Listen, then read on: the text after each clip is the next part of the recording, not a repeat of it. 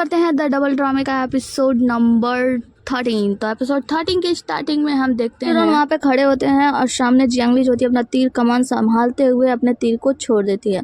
San यूरन बिल्कुल भी नहीं डरते ना हिलते हैं। तभी हम देखते हैं जैसे वो तीर लगने ही वाली होती है, लेकिन यहाँ पे ड्यूक्सू आ जाते हैं और तीर का रास्ता मोड़ देते हैं, जिसके बाद से मतलब सैन यूरन को संभाला जाता है। उनके हाथ पे चोट लग गई होती है। यहाँ पे ड्यूक्सू आते हैं तो महारानी कहती है, मतलब राजकुमारी कहती है कि ड्यूक्सू का यहाँ पे कैसे आना हुआ, क्या आप मेरा मजाक खराब करने के लिए आए हैं? तो ड्यूक्सू कहते हैं ऐसी कोई भी बात नहीं है।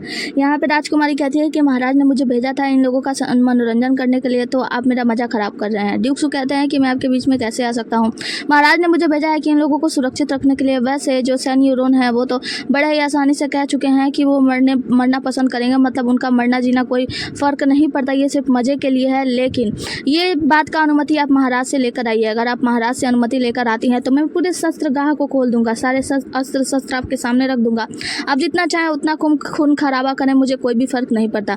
लेकिन क्योंकि महाराज ने मुझे इन लोगों के रक्षा का कार्यभार सौंपा है तो मैं ऐसा खुलेआम आप लोगों को करते हुए नहीं देख सकता। जिसके बाद से जो राजकुमारी होती हैं वो कहती हैं कि आप महाराज के प्रति पूरी तरीके से समर्पित है, मैं महाराज से बात करूंगी कि वो आपको रत्न से पुरस्कृत करें।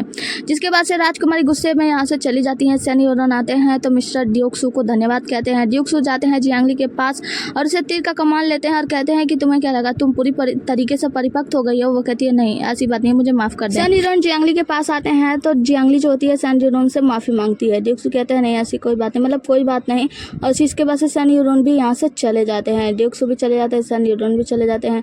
और जो जियांगली होती है वो देखती रह जाती है, मतलब परेशान तो होती है ना। जियांगली को देखते हैं जो कि एक जगह पे अकेले होती है और कुछ सोच रही होती है कि जब सैन यूरोन ने उसे गड्ढे में गाड़ दिया था तो उन्होंने कहा था कि मुझे माफ कर दो, मैं तुम्हें मतलब ऐसा करने के लिए मजबूर हूँ, अगर मैं ऐसा नहीं करूँगा तो वो हमें चींटियों की तरह मसल देगी। हम देखते हैं कि यहाँ पे प्रिंसेस वानिंग भी होती है जो कि जियांगली को कहती है कि अब तुम्हें मरना पड़ेगा और मैं तुम्हें ऐसा मसल सकती हूँ जैसे कि तुम सिर्फ एक चींटी हो।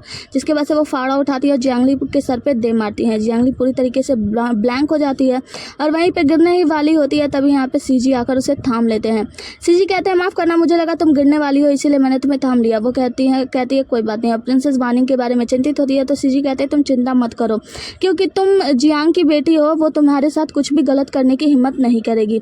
जियांगली कहती है अच्छी बात है। जिसके बाद से वो कहती है अब हमें यहाँ से चलना चाहिए, क्योंकि हमारा अलग रहना लोगों के मन में गलत भावनाएं पैदा कर सकता है। वो कहते हैं हाँ तुम ठीक कह रही हो। जिसके बाद से ये लोग वापस से पार्टी में चले आते हैं। पार्टी में हम देखते हैं कि डांस वांस चल रहा होता है, मतलब हाँ लोग मस्ती वस्ती कर रहे होते हैं ना।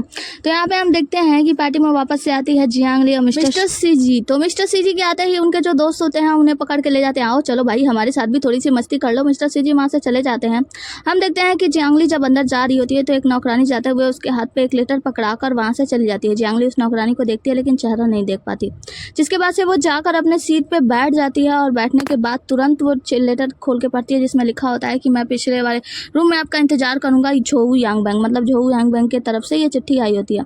यहाँ पे उसकी तीसरी बहन इशारा करती है तो एक नौकरानी आकर उसको शराब परोस जाती है। जिसके बाद से तीसरी बहन पहली बहन को इशारा करती है, पहली बहन जाती है जियांगली के पास और कहती है कि आप परीक्षा में पास आई हैं और यहाँ तक कि आप राजकुमारी के साथ भी इतने ज़्यादा अच्छे से थे, बहादुर से लड़े थे, तो मैं चाहती हूँ कि मैं आपके साथ एक टोस्ट करूँ। जियांगली कहती है माफ़ करना, मैंने आज बहुत ज़्यादा शराब पी ली है तो मैं आज शराब नहीं पीना चाहूँगी, इसके बदले मैं चाय पी लूँगी। तो इसकी बहन कहती है कि आप चाय पी रही है इसका मतलब यह है कि आप अपने साथ मुझे घुलने मिलना नहीं देना चाहती मुझे। तो वो कहती है ऐसी बात है तो लाओ मैं शराब भी पीऊँगी। जिसके बाद से वो शराब लेती है और फिर दोनों लोग टोस्ट करके पी लेते हैं, मतलब अपना अपना चेहरा हट करके पिए, तो मुझे नहीं लगता है जियांगली ने पिया होगा। जिसके बाद से इसकी जो बहन होती है वो खुश हो जाती है और जाके अपनी सीट पे बैठ जाती है। यहाँ पे जियांगली को चक्कर आने लगता है तो इसकी बहन कहती है अपनी सीट पे बैठ जाओ और उसे बैठाकर फिर जाके अपने सीट पे बैठ जाती है। जिसके बाद से हम देखते हैं कि जियांगली को अचानक से बेहोशी आती है, यानी कि जियांगली यहाँ पे बेहोश हो जाती है। दोनों बहनें एक दूसरे को इशारा करती हैं और खुश हो जाती हैं। अब दोनों बहनें जियांगली को टांग कर यहाँ से ले जाती हैं, मतलब हाँ सहारा देकर यहाँ से ले जाती हैं और जियांगली बेहोश होती है पूरी तरीके से। और दूसरी तरफ हम देखते हैं कि भी उनके दोस्त नशे की हालत में लेकर जा रहे होते हैं। हम देखते हैं जब जियांगली जा रही होती है तो वहीं पे उनका लेटर गिर जाता है बाहर दरवाजे के और उनकी बहन ले जाकर उन्हें आराम से कमरे में लिटा कर और वहाँ से बाहर आती है। जब ये बड़ी बहन बाहर आती है तो यहीं पे वो लेटर देखती है पड़ा हुआ, जो कि झोऊ यांगबैंग ने भेजा होता है। मतलब इस लेटर को पढ़ा देखती है तो उस लेटर को उठाती है और पढ़ लेती है कि इस लेटर में क्या लिखा है। उसके बाद बड़ी बहन सोचती है कि जियांगली, मैं तुम्हें नहीं छोड़ूंगी, तुम ऐसा कैसे सोच सकती हो अपने जीजा के साथ मुलाकात करने की, वो भी अकेले में। जिसके बाद से वो जाने लगती है गुस्से में। फिर सोचती है कि लेकिन मैं साबित भी कैसे कर सकती हूँ इन दोनों के बारे में, एक लेटर के जरिए। जिसके बाद से वो याद करती है झोऊ यांगबैंग और उसकी दूसरी बहन, जब दोनों एक साथ इतना ज़्यादा खुशी रहा करते थे तो ये खुश नहीं हुआ करती थी, और वो उस चिट्ठी को मरोड़ देती है और कहीं चली जाती है। आगे की सीन में हम देखते हैं जियांगली को, जो अपनी आँख खोल लेती है इन लोगों के जाने के बाद और होश में आ जाती है, उठ के बैठ जाती है और फिर याद करती है कि जब इसकी बड़ी बहन ने इसे शराब पीने के लिए प्रेरित किया था तो इसने शराब पिया नहीं था, बल्कि साइड से उस शराब को गिरा दिया था, इसने चालाकी की थी। यहाँ पे जियांगली अपने बाल के हेयरपिन को निकाल लेती है क्योंकि उसे आवाज़ सुनाई देता है कि बाहर से कुछ लोग अंदर आ रहे हैं। हम देखते हैं कि यहाँ पे नशे की हालत में मिस्टर सीजी को लेकर आया जा रहा होता है। एक आदमी लेकर आता है, कहता है कि अब आप जाके आराम करो, मैं चलता हूँ नाश्ता पानी करने। जिसके बाद से मिस्टर सीजी अंदर आते हैं तो कमरे में देखते हैं कि यहाँ पे जियांगली सोई हुई है, तो उसके करीब जाते हैं, हाथ जैसे उसके चेहरे पे रखने जाते हैं तो जियांगली अपना हेयर पिन उनके गले पे लगा देती है, कहती है मैं तुम्हें जान से मार डालूंगी, होश में आ जाओ। यहाँ पे जियांगली का इतना कहना था कि वो कहते हैं कि मैं होश में हूँ, तुम चिंता मत करो, मैंने दारू नहीं पिया। तो वो कहते हैं कैसे मतलब? तो वो कहते हैं कि आज जो भी दोस्त मेरे मिले थे उन लोगों ने मुझे टोस्ट करने के लिए कहा था, लेकिन मैंने देखा वो लोग बस मुझे बहला फुसला रहे हैं, बस वो मुझे नशीला पदार्थ पिलाना चाहते थे कि मैं बहुत ही ज़्यादा नशे में हो जाऊँ। जियांगली कहती है कि मैं भी इसी तरीके से बच गई क्योंकि मैंने उस दारू को नहीं पिया था। जिसके बाद ये दोनों आपस में बात करते हैं तो जियांगली कहती है ये लोग बस मेरी प्रतिष्ठा बर्बाद करना चाहते हैं कि सोचो शराब पीने के बाद अगर हम तुम एक दूसरे कमरे में होंगे तो क्या होगा, हम दोनों के बीच बहुत कुछ हो जाएगा, हम दोनों एक दूसरे के साथ सो जाएंगे। जहाँ पे ये सीधी कहते हैं कि ये तुम क्या बकवास करी हो, मुंह बंद करो अपना। तो जियांगली कहती है कि हाँ मैं बिल्कुल सही कह रही हूँ, ये लोग ऐसा ही चाहते हैं कि मैं अपना कौमार्य खो दूँ, जिसके बाद से ये परिवार यानी तुम्हारा परिवार पूरी तरीके से बर्बाद हो जाएगा, उसकी प्रतिष्ठा जो है नष्ट हो जाएगी और मुझे जियांगली को पूरी तरीके से बर्बाद कर दिया जाएगा। हालांकि तो वो कहते हैं ये सीजी कि अगर मैं होश में ना होता तो क्या होता। जियांगली कहती है अगर तुम होश में ना होते तो मैं तुम्हें यहीं पे जान से मार डालती, उसके बाद से मैं कातिल हो जाती। ये कहा जाता है कि महल में कोई कातिल है लेकिन मेरी कौमार्य तो नष्ट ना होता। तो वो कहते हैं क्या कहने का मतलब है तुम्हारा? वो कहते हैं कि हालांकि मैं इस समय जो भी बात कर रही हूँ तुम्हें ऐसा लग रहा होगा कि मैं बहुत ही ज़्यादा मतलब अपने बारे में सिर्फ सोचती हूँ, मतलब मैं बहुत ज़्यादा सेल्फिश हूँ, लेकिन देखो एक बार इस रास्ते से कुछ गुजरता है ना वही सोच समझता है। तुम्हें पता है अगर कौमार्य होने के बाद छोटा से छोटा व्यक्ति, नीच से नीच जात वाला व्यक्ति मेरे ऊपर थूकने आ जाएगा, मेरी खिल्ली उड़ाएगा और मैं कुछ भी कर नहीं पाऊंगी। हालांकि मेरे मन में बहुत बड़ी शिकायत रहेगी, तभी मैं किसी से शिकायत नहीं कर सकती हूँ। सभी लोग मेरे ऊपर थूकेंगे और मेरा उपहास उड़ाएंगे, लेकिन मैं ऐसा नहीं चाहती, मैं ऐसा जीवन नहीं जीना चाहती। जिसके बाद से इतना सब कहने के बाद जियांगली वहाँ से जाने लगती है तो ये सीजी कहते हैं कि अभी तो वो लोग बाहर से गए नहीं होंगे, मतलब बाहर ही होंगे, तो उन लोगों को पता चल जाएगा कि उनकी योजना खराब हो चुकी है अगर तुम जा रही हो तो। जियांगली कहती है कि कोई बात नहीं, मैं जाकर कोई ना कोई छुपने की जगह ढूंढ लूंगी और तुम खुद भी जाकर कहीं छुपने की जगह ढूंढ लो और जाकर कहीं छिप जाओ। मिस्टर झोऊ यांगबैंग को देखते हैं कि जो कि बड़ी ही बेसब्री से इंतजार कर रहे होते हैं जियांगली का। हम देखते हैं कि ये इंतजार में खड़े होते हैं कि जियांगली आएगी या नहीं आएगी, तभी अचानक से लाइट कट जाती है। लाइट कटते देख वो थोड़ा सा अधीर हो जाते हैं, फिर आगे बढ़ते हैं दरवाजे की तरफ कि जियांगली अभी तक क्यों नहीं आने के लिए देखने जाते हैं, लेकिन लगता है कि शायद नहीं आएगी तो पीछे मुड़ जाते हैं। तभी अचानक से दरवाजा खुलता है और एक लड़की आती है और उन्हें ये पीछे से पकड़ के दबोच लेते हैं, मतलब पीछे से हक करते हैं। कहते हैं जियांगली तुम आ गई, मैं तुमसे शादी करना चाहता हूँ, तुम्हें पसंद करता हूँ, मैं नहीं जानता था कि तुम भी मुझे पसंद करती हो, तुम मुझसे यहाँ पे मिलने के लिए आ गई। जिसके बाद हम उस लड़की को देखते हैं जो कि मुस्कुरा रही होती है और ये जियांगली की बड़ी बहन होती है और ये सामने से आकर झोऊ यांगबैंग को हक करती है, जिसके बाद से उनका कपड़ा का जो रस्सी होता है उसे खींचती है, मतलब खोलने लगती है।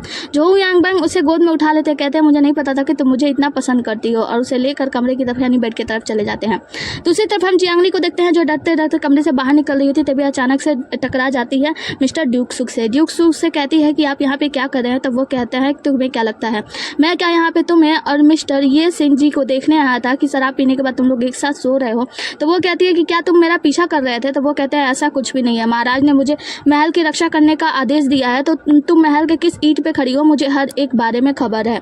जिसके बाद से जियांगली वहाँ से जाने लगती है तो ड्यूक सू उसका हाथ पकड़ के रोक लेते हैं। यहाँ पे ड्यूक सू पूछते हैं कि बताओ तुम सैन यूरोन को क्यों मारना चाहती थी? तो वो कहते हैं कि मैंने ऐसा नहीं किया, मतलब जियांगली कहती है मैंने ऐसा नहीं किया है।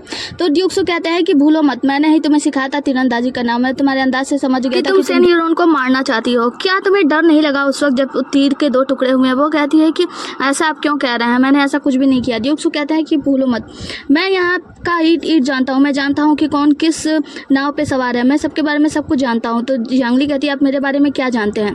तो वो कहते हैं कुछ नहीं, पर याद रखना मैं इतने सालों से न्याय कर रहा हूँ और इतने सारे सजाएं देखी हैं कि मैं जानता हूँ कि इतनी कठोर सजा कोई वहम नहीं कर सकता। लेकिन तुम ये सब क्यों कर रही हो, बस मैं ये जानना चाहता हूँ। जिस दिन तुम मुझे सच्चाई बता दोगी तुम्हें क्या लगता है कि तुम मुझे उपयोग कर पाओगी?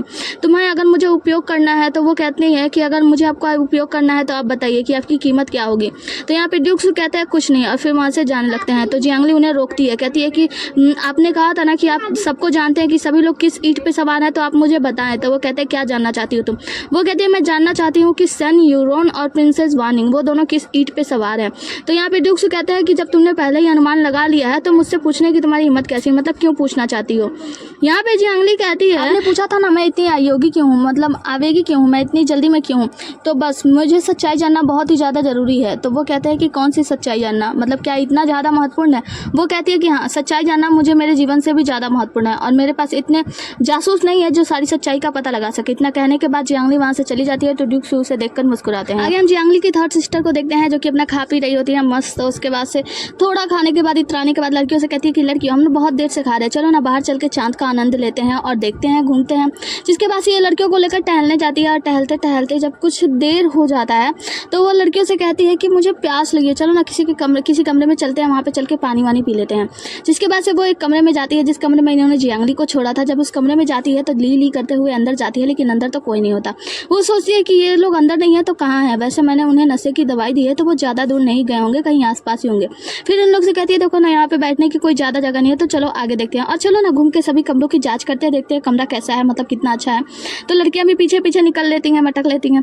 अब ये लेकर जाती हैं आगे, एक और कमरा इन्हें दिखता है तो उस कमरे में घुस जाती हैं और देखती हैं बहुत सारे कपड़े। तो अंदर देखने के लिए जाती हैं, लेकिन जैसे ही अंदर जाती हैं तो देखकर चौंक जाती हैं, क्योंकि अंदर कोई और नहीं इन्हीं के होने वाले पति होते हैं और साथ में होती हैं इनकी बड़ी बहन। सारी लड़कियां बातें करने लगती हैं कि ये क्या मतलब ये क्या हो रहा है, ये तो जोंग बैंग है ना, ये तो तीसरी बेटी के पति हैं, होने वाले पति हैं, और ये बड़ी बहन के साथ कैसे हो सकते हैं? जोंग बैंग भी खड़े मतलब उठ जाते हैं और जब ये बात सुनते हैं कि पहली लड़की के साथ मतलब मेरे साथ जियांगली नहीं है, जब देखते हैं ना तो उस लड़की को भी अपने से दूर धकेल देते हैं। कहते हैं कि मुझे माफ़ कर देना, मुझे माफ़ कर देना, ये मेरी गलती है रूमी, दरअसल मैं नशे में था। और उसकी बहन कहती है मैं भी नशे में थी। जिसके बाद से तीसरी बहन को आता है गुस्सा और वो पहली बहन को पकड़ती है और पीटने लगती है। कहती है फूहड़ कहीं की, फूहड़ तुम मेरे पति को कैसे फंसाने की कोशिश कर सकती हो, तुमने मेरे पति के साथ ऐसा कैसे किया? उसे पीटने लगती है और मारने के बाद उसे धक्का मुक्की में वहीं पे धक्का लग जाता है। जिसके बाद से बड़ी बहन गिर जाती है और इसके चेहरे पर बड़ा सा कट लग जाता है और वो जोर से चीखती है। आगे हम बड़ी बहन को देखते हैं जहाँ पे हमें पता चलता है कि इसके चेहरे का जो चोट लगा होता है उसके पिताजी उसके चेहरे के चोट को साफ कर रहे होते हैं। यहीं पे उसकी माँ होती है। और हाँ, सबसे पहले मैं बता दूँ सबके जानकारी के लिए कि इसके जो पिताजी हैं ना वो इसके दादा की रखैल के बेटे हैं। इसके वजह से इन लोगों का ज़्यादा मान नहीं होता और पिताजी हमेशा इसे कमतर रहने के लिए कहते हैं अपने मतलब वो तीसरी सिस्टर से। तो यहाँ पर ये बहुत ही ज़्यादा गुस्सा करती है और कहती है कि आप लोगों ने हमेशा मुझे कमतर जताया, मेरी तीसरी बहन से आप लोगों ने हमेशा कहा कि मैं उससे कम बन कर रहा हूँ क्योंकि आप एक रखैल के बेटे हैं, इसलिए क्या मेरा कोई मान सम्मान नहीं है? मेरी इज्जत उस यान झाऊ ने लूट ली। और यहाँ तक कि मेरी बहन मतलब जो मेरी तीसरी बहन है वो हमेशा से मुझे नीचा दिखाती रही है। मेरा चेहरा कट गया और मेरा कौमार्य भी चला गया। तो अब मैं क्या चाहती हूँ? मैं ये चाहती हूँ कि मैं झोऊ से शादी करूँ क्योंकि मैंने झोऊ को जीत लिया है। वो पहली बार मेरे साथ ऐसा किया है, इसलिए मैं उससे शादी करना चाहती हूँ। तो पिताजी कहते हैं कि हम लोग ऐसा नहीं कर सकते। अगर हम लोग ऐसा करते हैं तो पिता जो जियांग है वो हम लोगों को नहीं छोड़ेंगे क्योंकि हम उनकी सौतेली माँ के बेटे हैं। तो हमारा इतना मान सम्मान यही बेहतर है, हमें कमतर रहना होगा। मतलब पिताजी समझाने की कोशिश करते हैं लेकिन माँ बेटी दोनों इस बात पर तिलु येती हों कि अब झोऊ से शादी इसी की होगी। हम चल के मैडम सन से बात करेंगे, मतलब दादी माँ से बात करेंगे, उनसे कहेंगे, उनसे बताएंगे कि हमारी बेटी का कौमार्य चला गया है वगैरह वगैरह, जो कुछ भी परेशानियाँ हुई है उन सब को लेके हमें लड़ना चाहिए क्योंकि ये छोटी बात नहीं है कि हमारे बेटी के साथ झोऊ सोया है। पिताजी समझाने की कोशिश करते हैं देखो ऐसा कुछ भी नहीं, हमें ऐसा नहीं करना चाहिए। अगर हम लोग ऐसा करते हैं तो हम लोग फंस जाएंगे। मतलब अगर जियांग को बुरा लगेगा, जियांग अपनी बेटी का ही साथ देगा ना हमेशा, ऊपर से उसकी सौतेली मतलब उसकी जो माँ है सूरन, सौतेली माँ को बोलते हैं कि वो तो हमेशा अपनी बेटी का साथ देगी, वो कभी ऐसा होने नहीं देगी। तो माँ और बेटी बिल्कुल नहीं मानते, कहते नहीं हमें जाके बात तो करना ही होगा। यहाँ पे इसके पिताजी मनाने की कोशिश करते हैं कि देखो बेटा ऐसा नहीं हो सकता, हमें इस परिवार में जितना ज़्यादा इज्जत मान सम्मान मिल रहा है वो हमारे लिए पर्याप्त है। इससे ज़्यादा की हमें योजना नहीं बनानी चाहिए, इससे ज़्यादा हमें नहीं चाहिए, हमें जितना मान सम्मान मिला है वो बहुत ज़्यादा है। बेटी कहती है कि लेकिन पिताजी रोमोई हमेशा मेरी इज्जत उछालती रहती है, हमेशा मेरी कभी भी परवाह नहीं करती, मुझे नीचा दिखाती है। और वो जियांगली जो दूसरी बेटी है वो अब तीसरे रैंक के किसी अधिकारी के साथ मिलजुल रही है, उसके साथ टाका वाका भिड़ जाएगा, उसके साथ रिश्ता जुड़ जाएगा। मैं क्या किसी की रखैल बन के रहूंगी? और मेरा कौमार्य जाने के बाद कोई भी पुरुष मुझे हाथ क्यों लगाना चाहेगा, मुझसे विवाह क्यों करना चाहेगा कोई अच्छा पुरुष? तो मैं झोऊ यांग बैंग से शादी करना चाहती हूँ, तो इसमें क्या मेरी गलती है? अगर बेटी कहती है कि अगर मेरी गलती है तो क्या आप मुझे जैनब हॉल भेज देंगे? मेरा जीने का कोई लेख नहीं। क्या मैं जीना नहीं चाहती? मैं भी जीना चाहती हूँ, अच्छी ज़िंदगी जीना चाहती हूँ। मैं चाहती हूँ कि आप दोनों चलकर दादी माँ से बात करें मेरे बारे में। मैं जोऊ यांग बैंग से शादी करना चाहती हूँ, क्योंकि अब मैं जीत गई हूँ, मैं उसके साथ समय बिता कर आई हूँ, तो मैं किसी और से विवाह क्यों करूँ? मैं उसी से विवाह करूँगी। और ना चाहते हुए भी पिताजी को ये बात माननी पड़ती है। आगे हम रोमोई को देखते हैं, जो कि बहुत ही ज़्यादा गुस्से में होती है, सारा सामान तोड़ फोड़ दी होती है। तो यहाँ पे मंत्रा के साथ सौतेली माँ आती हैं और वो उससे कहती हैं कि सब मंत्रा से कहती हैं कि इसका सारा सामान यहाँ से सफाई कराओ और नए सामान लाकर इसके कमरे में रखवा दो।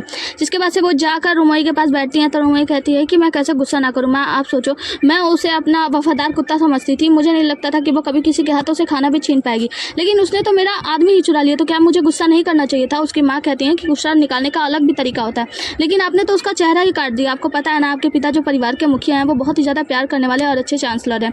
अगर आपके उसके सामने उनकी बेटी मतलब वो लड़की आकर रोने लगी, रोती धोती हुई उनको दिखाने लगी, उसका चेहरा भी खराब हो चुका है, तो आपके पिताजी क्या करेंगे? मुझे उससे बचाना ही होगा, मुझे कुछ ना कुछ तो करना ही होगा ना। तो यहाँ पे वो कहती है माँ तो मैं क्या करती आखिरकार? माँ समझाती हैं और कहती हैं कि देखो, अगर आप तुम जोऊ से शादी करने के लिए जबरदस्ती करोगी ना कि मुझे उससे ही शादी करनी है, तो शायद उसके परिवार वाले भी तुम्हें अपना नहीं बना पाएंगे, क्योंकि उन्हें लगेगा कि शायद तुम बस उससे प्यार करने का मतलब उसे सिर्फ पाना चाहती हो, प्यार व्यार कुछ नहीं तुम्हारे मन के अंदर। तुम्हारे पिता भी इस बात के लिए तैयार नहीं होंगे, क्योंकि तुम्हें अच्छे से पता है तुम्हारी बड़ी बहन का चेहरा खराब हो चुका है। वो कहती है कि माँ ये सब अभी के कारण हुआ है, अगर आप ना कहती जियांगली को और मिस्टर सीजी को फंसाने के लिए तो शायद ऐसा ना होता, मैं उस तरफ ना जाती और मैं ये सब ना देख पाती।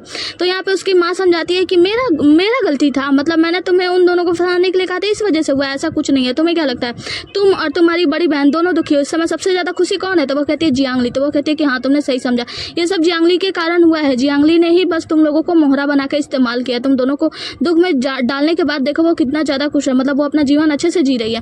तुम्हें क्या लगा कि वो अगर तुम्हारी बड़ी बहन को रिझाना होता तुम्हारे पति जोऊ को, तो बहुत सारे मौके थे, वो हमेशा से तुम लोगों के साथ ही रहती थी ना, तो वो कभी भी रिझा सकती थी। तो आज ऐसा क्यों हुआ? क्योंकि ये सब जियांगली का किया धरा है। हमें इन सब बातों का लेकर जियांगली से बदला लेना चाहिए, जब हम उससे बदला लेंगे तभी जाके सब कुछ ठीक होगा। तो उसकी बहन को भी समझ में आता है कि हाँ शायद ये सब जियांगली के ही वजह से हुआ है, मतलब हाँ कुछ भी हो जियांगली पे ठोक दो, कुछ भी हो जियांगली जियांगली जियांगली। हाँ तो सीधे सीधे ये लोग पहुंचते हैं मेन अदालत में, यानी दादी माँ के पास, और ये लोग अपनी गलती के लिए माफी मांगते हैं। जहाँ पे पिता जियांग भी सौतेली माँ के साथ होते हैं, वो अपनी बेटी के लिए माफी मांगते हैं कि उन्होंने उसका चेहरा काट दिया। और यहाँ पे मतलब यू जो बड़ी बहन होती है उसके माता पिता होते हैं, वो लोग अपने बेटी की तरफ से माफी मांगते हैं कि उन्होंने उनके पति को रिझाने की कोशिश की।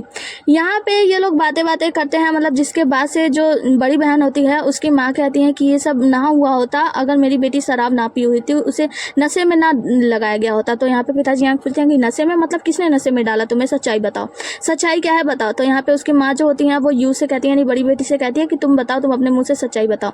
जहाँ पे सभी लोग कहते हैं कि तुम अपने मुंह से सच्चाई बताओ कि आखिर सच्चाई क्या है। तो बड़ी बहन कहती है दरअसल उस दिन ली ने मुझे शराब पिलाया गया था, ली के द्वारा मुझे शराब पिलाया गया था, क्योंकि मैं शराब पीने में बहुत ही ज़्यादा अच्छी नहीं हूँ, मैं नशे में हो गई। जिसके बाद से ली बहन ने कहा कि चलो मैं तुम्हें चाय वाले कमरे में ले चलती हूँ, और एक कमरे के बाहर दरवाजे के पास लाने के बाद उसने मुझे छोड़ दिया और मैं बहुत ही ज़्यादा नशे में थी। अंदर मुझे मिस्टर जोऊ मिले, जो कि मुझे कसकर पकड़ लिए और मेरे साथ ज़बरदस्ती करने लगे। उन्हें लगा कि मैं रोमोई हूँ, यानी थर्ड सिस्टर, लेकिन उन्होंने मुझे ना छोड़ा और मैं बहुत ज़्यादा नशे में थी, तो मैं खुद को छुड़ा भी नहीं सकी और वो भी नशे में थे, जिसके कारण हम दोनों में ये सब कुछ हो गया। मतलब ये सब गलतफहमी जियांगली के वजह से हुआ। यहाँ पे पिता जियांग को बहुत ही ज़्यादा गुस्सा आता है, कहते हैं कि जियांगली को यहाँ पे बुलाओ, अगर ये सच्चाई है तो मैं उसके मुँह से सुनना चाहूँगा और मैं दोनों परिवारों के बीच जो मतभेद है उसे हटाना चाहूँगा। यहाँ पे हम देखते हैं कि ये सभी लोग मिलकर ना जियांगली को फंसा देते हैं, और ये जो दूसरी माँ है ना, मतलब जो बड़ी बहन के माता पिता हैं, ये लोग इसीलिए कर रहे हैं ताकि जियांगली की दुश्मन, मतलब जियांगली जिसकी दुश्मन है वो तो सौतेली माँ है, सौतेली माँ की दुश्मन जियांगली है ना, तो ये लोग इसलिए कर रहे हैं ताकि सौतेली माँ इन लोगों का साथ दें और जोऊ की शादी इनकी बेटी से करा दें। मतलब हाँ इन लोगों का गेम है। इस दौरान जियांगली को देखते हैं जो कि बहुत ही ज्यादा उदास बैठी होती है, टोंग से बातें कर रही होती है और कहती है कि मैंने कभी नहीं सोचा था कि प्रिंसेस वार्निंग इन सब में होंगी, मतलब प्रिंसेस वार्निंग के साथ मिलकर सैन यूरोन ने ये सारे खेल खेले हैं और मुझे आज के मतलब कल के दावत में सब कुछ पता चल गया। हंस रही होती है, रो रही होती है, मतलब हाँ मतलब सार्केस्टिक स्माइल नहीं बोलते हैं वैसा टाइप का कुछ होता है, मतलब बहुत ही ज़्यादा उदास होती है और कहती है कि मुझे नहीं पता था कि महारानी यानी प्रिंसेस ही आदेश देंगी, जिनके आदेश की अवहेलना करना किसी के बस में नहीं है।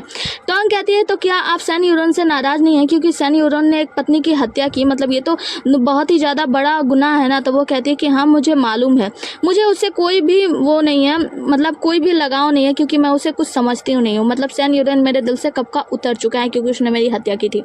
जिसके बाद से वो बहुत ही ज़्यादा उदास हो रही थी। तभी वहाँ पे एक नौकरानी आती है, कहती है कि पिता जियांग ने आपको बुलाया है, तो वो कहती है कि वो आपसे कुछ पूछना चाहते हैं। जिसके बाद टोंग कहती है कि वो लोग आपको इस समय बुला रहे हैं, क्या कोई ज़रूरी बात है ना? तो जियांगली कहती है कि हाँ मुझे पता है, चुगल घोर ने चुगली कर दी है और यहाँ पे चाल चली जाती है। जियांगली पहुंचती है, जिसके बाद से पिताजी पूछते हैं कि कल महल में तुम्हारा दिन कैसा बीता, मतलब मुझे सब कुछ बताओ। तो जियांगली कहती है कि पिताजी कल महल में बहुत कुछ हुआ था, आप किस बारे में जानना चाहते हैं, सीधे सीधे पूछिए। जिसके बाद से यहाँ पे तीसरी बहन पूछती है कि तुम मुझे सच्चाई बताओ कि जो और मेरी बड़ी बहन के बीच में ये सब कुछ कैसे हुआ, और मतलब इसके बारे में तुम कितना जानती हो। तो यहाँ पे वो कहती है कि मुझे तो इसके बारे में कुछ ज़्यादा खबर नहीं है, लेकिन जब मैं बहुत ही ज़्यादा नशे में हो गई थी तो मुझे अपने कमरे में बड़ी बहन छोड़ने गई, जिसके बाद से मैं कमरे में आराम करने लगी, और जब सुबह उठी तो मैंने इन लोगों के बारे में सुना और मुझे इसके बारे में बुरा भी लगा। जिसके बाद से यहाँ पे दूसरी बहन और तीसरी बहन दोनों इसके ऊपर एक के बाद एक आरोप लगाए जा रही होती हैं। तीसरी बहन जो होती है वो कहती है कि तुम झूठ कैसे बोल सकती हो, तुमने ही तो इसे शराब पिलाया था, उसे कमरे में तक ले गई। वो कहती है कि मैं ऐसा झूठ नहीं बोल सकती, क्योंकि मैं शराब पीने के बाद बहुत ही ज़्यादा नशे में हो गई थी और मुझे यही लेकर गई थी मेरे कमरे में। और तुम्हें पता है, मेरे कमरे में जाने के बाद तुरंत कुछ ही देर बाद एक यूंच जो है मिस्टर सीजी को लेकर मेरे कमरे में आए, जो कि वो बहुत ही ज़्यादा नशे में थे। लेकिन चूंकि हम दोनों एक दूसरे के भाई बहन हैं, हम दोनों को एक दूसरे की गरिमा पता है, हम दोनों को एक दूसरे के बारे में पता है, तो हम दोनों तुरंत एक दूसरे से अलग हो गए और फिर कमरे से बाहर निकलकर एक दूसरे मतलब थोड़ी थोड़ी देरी पे कमरे से बाहर निकलकर वहीं उसी जगह पे दोबारा पार्टी में दोबारा चले गए थे। जिसके बाद से ये लोग कहते हैं कि तुम झूठ बोली हो, तुम ऐसा कैसे कह सकती हो, तुम ही तो बड़ी बहन को लेकर गई थी वहाँ पे उनके कमरे में छोड़ने के लिए। तो अब बड़ी बहन भी यही कहती है कि तुम ही तो मुझे लेकर गई थी मिस्टर जोहू के कमरे में, और मिस्टर जोहू के कमरे के बाहर ही तुमने मुझे छोड़ दिया। जियांगली कहती है कि ऐसी बात है कि अगर मिस्टर जोहू ने तुम्हें पकड़ा तो तुमने फिर चिल्लाया क्यों नहीं? अगर तुम चिल्लाती तो महल में वहाँ पे आसपास में इतने सारे लोग थे, कोई ना कोई तो आ ही जाता तुम्हें बचाने के लिए ना, तो तुम चिल्लाई क्यों नहीं? वो कहती है कि मैं तो बस ये सोच के चुप रही कि जोहू और मेरी छोटी बहन की बेइज्जती हो जाएगी, मतलब इन दोनों का इज्जत बचाने के लिए मैंने अपने आप को कुर्बान कर दिया। तो वो कहती है कि देखा बहन, वो तीसरी बहन से कहती है कि देखा यूथ तुमसे कितना ज़्यादा प्यार करती है कि तुम दोनों की इज्जत बचाने के लिए उसने अपना इज्जत कुर्बान कर दिया। जिसके बाद से तीसरी बहन को बहुत ही ज़्यादा गुस्सा आता है, जियांगली को मारने लगती है जोर जोर से, कहती है कि तुम ऐसा कैसे कह सकती हो, तुम्हारे ही वजह से ये सब कुछ हुआ है, तुमने ही बड़ी बहन को नशा का दवाई दिया, जिसके बाद से तुम उसे लेकर मिस्टर जोहू के कमरे में गई। तो यहाँ पे जियांगली कहती है कि ठीक है, अगर आप लोगों को मेरी बातों पे भरोसा नहीं है तो आप लोग एक काम कीजिए, सीजी को बुलाइए यहाँ पे, और सीजी को बुलाइए, उससे आप सच्चाई जान लीजिए कि वो मेरे कमरे में आया था, जिसके बाद से हम लोग एक दूसरे से दूर होकर वहाँ पे मतलब पार्टी में वापस से चले गए थे। तो यहाँ पे ये बहनें कहती हैं कि मिस्टर सीजी जो है वो तुम्हारे चचेरे भाई हैं, तो तुम्हारा साथ ही देंगे ना, वो तुम्हारा साथ क्यों नहीं देंगे, पहले से तुम उनसे मिली हुई हो। वो कहती है कि ऐसा कुछ नहीं है, ठीक है, अगर सीजी मुझसे मिला हुआ है तो एक काम करो, ड्यूक सू को बुलाओ। तो पिताजी कहते हैं ड्यूक सू, उससे क्या लेना देना? तो वो कहती है कि जब मैं कमरे से बाहर निकली थी तो मैं रास्ता भटक गई थी, ड्यूक सू मुझे रास्ते में मिले और उन्होंने मुझे पार्टी में जाने का रास्ता दिखाया था और मैं वहाँ से चली गई थी। ये सब बातें करने के बाद हम देखते हैं कि जो तीसरी बहन होती है बहुत ज़्यादा गुस्सा होने लगती है, जियांगली को पीटने लगती है, कहती है कि तुम ऐसा कैसे कह सकती हो। जियांगली उसका हाथ पकड़ लेती है, कहती है कि मुझ पर आरोप लगाने से पहले तुम लोग खुद को देखो, मतलब तुम लोगों ने पहले खुद मिलकर मेरी इज्जत उछालने की कोशिश की और फिर तुम लोग ऐसी बातें करिए, तुम लोग ठीक बनने की कोशिश कर रही हो। जिसके बाद से हम देखते हैं कि सब आपस में लड़ने लगते हैं। यहाँ पे जो बड़ी बहन होती है वो अपने गाल पे हाथ रख के रोने लगती है कि मेरा क्या होगा, मेरा तो चेहरा भी खराब हो गया, मेरी इज्जत चली गई, मतलब सभी लोग नाटक वाटक करने लगते हैं। तो दादी आती है, सबको डांट लगाती है, सभी लोग घुटनों के बल बैठ जाते हैं। दादी कहती है कि तुम लोग देखो, तुम तीनों बहनें एक दूसरे के ऊपर आरोप लगा रही हो और तुम लोग अपने परिवार को संभाल नहीं सकते और यहाँ पे आके नाटक फैला रहे हो। जब बाहर लोगों को पता चलेगा, जब ड्यूक सू से पूछताछ होगी और लोगों को पता चलेगा कि हम लोगों को सबको एक दूसरे पर ही भरोसा नहीं है, तो हम लोग क्या करेंगे? तो यहाँ पे पिता जियांग जो होता है सबके तरफ से माफ़ी मांगते, कहते हैं कि मैं माफ़ी मांगता हूँ और मैं जाके अपने भाई से इस बारे में बात करूँगा, बड़ी बेटी के बारे में, मतलब उसके इज्जत को लेकर जो भी कुछ हो सकेगा हम लोग करेंगे और हम लोग सभी मामले में मिलकर बैठकर चर्चा करेंगे। माता जी कहती हैं कि अब मेरे पास से चले जाओ और मेरे सामने ऐसी वैसी घटनाएं लेकर मत आना, मुझे बेकार में परेशान मत करना। सभी लोग बुरी तरह बेइज्जती होने के बाद यहाँ से चले जाते हैं, जहाँ पे दादी माँ जियांगली को रोक लेती हैं, कहती है कि जियांगली आओ, मुझे तुमसे बात करना है। जियांगली दादी माँ के पास जाती हैं तो दादी माँ कहती हैं कि अब मुझे सच बताओ, मुझे सच्चाई जाननी है। जियांगली कहती है कि दादी माँ कुछ ऐसा नहीं है, लेकिन मैं आपको उससे सच्चाई नहीं छुपा सकती। कल जोहू यांगबैन ने मुझे एक पत्र भेजा था जिसमें उसने मुझे लिखा था कि वो मुझसे मिलना चाहता है, लेकिन मैं वहाँ पे नहीं गई और मैंने उस पत्र को अपने पास ही रख लिया। मैंने सोचा था कि मैं कल सुबह यानी दूसरी सुबह उसे नष्ट कर दूंगी, लेकिन जब दूसरी सुबह उठकर मैंने जोहू और बड़ी बहन यू के बारे में ये सब कहानी सुनी तो मुझे पता लगा कि मेरे पास जो पत्र था वो गायब हो चुका था, मतलब वो पत्र शायद यू के हाथ में लग गया था और वो उनसे मिलने चली गई थी। यहाँ पे दादी माँ कहती हैं कि वो कितनी ज़्यादा घृणित औरत है, मतलब उसने सब कुछ जानबूझकर किया और आपके ऊपर सारे आरोप मर दिए, तो आपने सच्चाई सबके सामने क्यों नहीं बताई? जियांगली कहती है क्योंकि दादी माँ ने कहा था कि मुझे अपने बहनों की रक्षा करनी चाहिए, इसलिए मैं उन लोगों की रक्षा कर रही थी, मैं नहीं चाहती कि वो लोग भी किसी की नज़रों में गिर जाए।